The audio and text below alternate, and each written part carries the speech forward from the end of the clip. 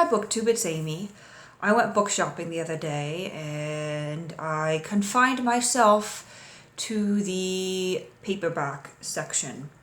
I really shouldn't have been shopping, but I had an itch to go to a bookshop, and so I told myself that I would ignore the expensive general fiction section of the book bazaar and stick to a couple of shelves near the cash with the mass market paperbacks, which sell for about $5 each. Come to think of it, since I bought 5, I spent $25. Actually, it was more like $30 because one of these was like, a couple of these were about $6.50. So I spent close to $30, and come to think of it, I could have just gotten the Simone de Beauvoir biography I wanted for the $30, but I got 5 paperbacks instead, which are fun. So this one I actually read yesterday. It was a reread. It is Alistair MacLean's novel, Where Eagles Dare. And this is a book that I first read as a teenager. It's actually the book that got me into Alistair MacLean. He was a mid-20th century thriller author. He wrote a lot of small paperbacks like this about World War II. So he has books about intelligence officers, about special forces sneaking into occupied Europe. I think his first book actually was about a naval ship. In addition to that, he also wrote thrillers and mysteries about hostage situations, terrorist attacks, natural disasters, or not so natural disasters in some cases. And his novels are just sort of good, fun, fast-paced thrillers. And part of the reason I like them so much as a teenager is because they often have that twist. You think you know what's happening, you think you know how things are going to turn out, and then that wrench just gets thrown in there and you realize that someone is not who you thought they were, or things are not as they seem. And it's not done in a jarring or a way that seems contrived. It all seems, very natural. And you're like, why didn't I pick up on that throughout the novel? And then you look back and you think, well, I should have seen that coming. So Where Eagles Dare is one of his novels about World War II, published in 1967 for the first time. This is the 1972 printing. So the novel starts out with 6 men and 1 woman parachuting into German territory. They are tasked with rescuing an American officer who has been taken prisoner by the Germans. And they need to rescue him before he talks, because he's got the plans for the Allies' second front in his mind. And if he talks, it means they'll have to give up all their plans and replan everything, and there will be no second front within 6 months. And so they parachute in, but there's something else going on at the same time. Because once they land, they discover that someone is dead. And our main character, our protagonist, Smith, knows more than the other men with him, and he is in charge of sort of unraveling what's going on and ensuring that everyone gets out safely where the plane is going to be picking them up.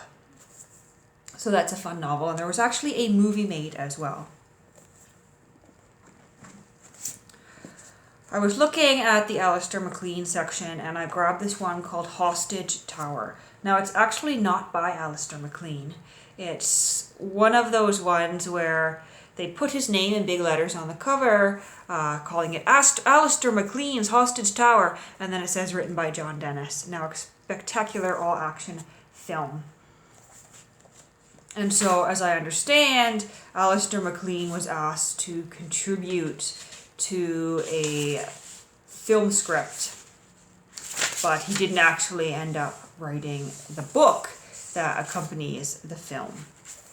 And as I've never read this one, and I've read all the Alistair MacLean there is to read, I thought I might as well read something that's associated with him, even though he didn't actually write it. So the back here says, the most ingenious criminal in the world came up with his most spectacular exploit. He hires for his team a top weapons expert who could steal and use the newest, most secret military equipment, the best cat burglar who could scale any heights, a man whose extraordinary strength and ingenuity could conquer any obstacle. Faced with this audacious crime of the century, the world's politicians could only trust Unico and its team. Yeah. So that doesn't tell you much about the plot, but I would assume, judging by the title Hostage Tower, there's some sort of hostage situation in a tower, and I'm assuming this team are Unico, and they're the ones who are going in. Either that, or I've got it backwards, and that team, they're the ones who are holding these people hostage, but I doubt that, because Alistair MacLean's protagonists tend to be the good guys. I don't think I've ever read a book of his where the protagonists are the bad guys in the situation. So yeah, got that one too. And then I saw a copy of The Wooden Horse by Eric Williams. This will be a reread for me as well. So this is based on true events during the Second World War. A group of POWs, prisoners of war, hatched a ingenious escape attempt. So the wooden horse in the title refers to a vaulting horse. You know that wooden box that's used in gymnastics. It often has a soft seat-like top to vault over, and it's hollow underneath. And so what these POWs did was they hauled this thing out into the yard at the camp, and they hid a man, in the hollow underneath as they went out, and then he dug underneath the horse.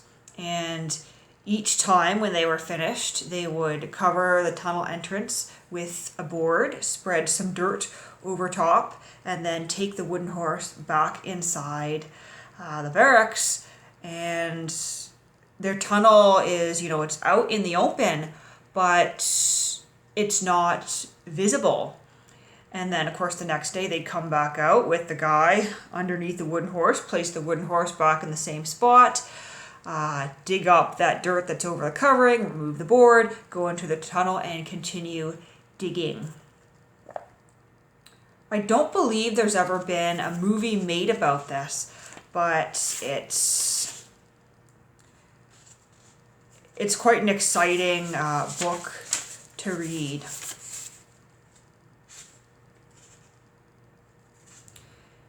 And yeah, I'm just double checking here, but Eric Williams, he's embellished it and told it as fiction, but he says it's his own story. So he was one of the POWs who actually took part in this escape attempt. He says, it is some years now since I wrote the original version of The Wooden Horse, and even longer since the events described in it took place. In rereading it to make this special edition for teenagers, it seems to me scarcely believable that a mere plywood box could have fooled the Germans for so long, nor does it seem possible that I, or my younger self, could have crossed wartime Germany as I did, knowing so little of that country or its language. How the escape was contrived and how much of it I owe to the resourcefulness and courage of my companions you will discover in the book. But before I begin my story, I would like to describe the prison camp. Yeah, so this, if you've never read this, it's a really exciting escape story based in truth. And let's see, when was this published? Originally published in 1958, and this is the 1970 printing. Then I have here a copy of Virginia Woolf's novel, Jacob's Room. I've been wanting to read more of Virginia Woolf ever since I dove into her diary entries. And so I saw this and thought this would be a good place to start. Jacob's Room is Virginia Woolf's first truly experimental novel. It is a portrait of a young man who is both representative and victim of the social values which led Edwardian society into war. Jacob's life is traced from the time he's a small boy playing on the beach through his years in Cambridge, then in artistic London, and finally making a trip to Greece. Jacob is presented in glimpses, in fragments, as Woolf breaks down traditional ways of representing character and experience. So yeah, it'll be good to actually read some of Virginia Woolf's writings finally. Apart from A Room of One's Own and her diary entries, I haven't read anything by her. I've got one more here. This is Execution by Colin McDougall. This is part of the Laurentian Library series. Laurentian Library is a Macmillan imprint, and they published a series of these mass market paperbacks of works of Canadian literature. This is a novel of the Second World War. The novel begins with an attack by modern, well-equipped Canadian troops in Sicily, amazed to find their enemy mounted on horses defending a gated castle. Wine-flushed, sun-struck, the victorious Canadians move into bitter fighting in Italy, which ends with the grim storming of the Adolf Hitler line.